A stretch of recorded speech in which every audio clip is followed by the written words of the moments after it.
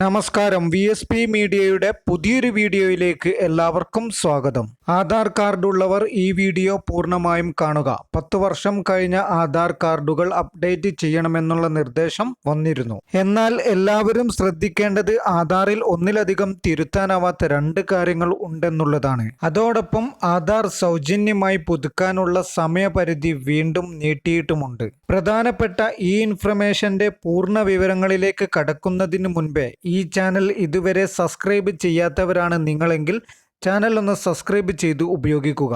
Indian പൗരന്മാരുടെ പ്രധാന തിരിച്ചറിയൽ രേഖകളിൽ ഒന്നാണ് ആധാർ കാർഡ്.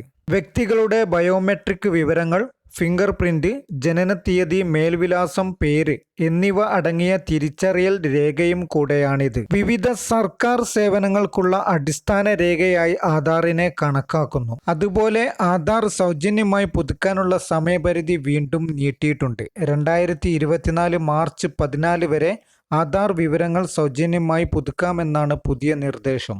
ഡിസംബർ 14 വ്യാഴാഴ്ച വരെയായിരുന്നു നേരത്തെ അറിയിച്ച സമയപരിധി. ഇപ്പോൾ 3 മാസം കൂടെ സമയപരിധി നീട്ടി അനുവദിച്ചിരിക്കുകയാണ്. കൂടാതെ ബാങ്ക് അക്കൗണ്ടിനും സിം കാർഡ് എടുക്കുന്നതിനും ആധാർ പരിശോധന നിർബന്ധമാക്കിയിട്ടുണ്ട്. ഇത്രയും പ്രധാനപ്പെട്ട രേഖയായതുകൊണ്ട് ഇതിലെ വിവരങ്ങൾ കൃത്യമായിരിക്കണം എന്നത് നിർബന്ധമാണ്. അതേസമയം ആധാറിൽ നൽകിയിരിക്കുന്ന വിവരങ്ങൾ കാലക്രമേണ മാറ്റം വരുത്താൻ സാധിക്കുന്നതാണ്.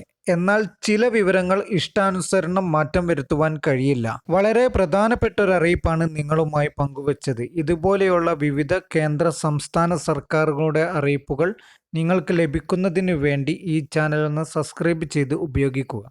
മറ്റൊരു പ്രധാന അറിയിപ്പുമായി വീണ്ടും കണ്ടുമുട്ടാം.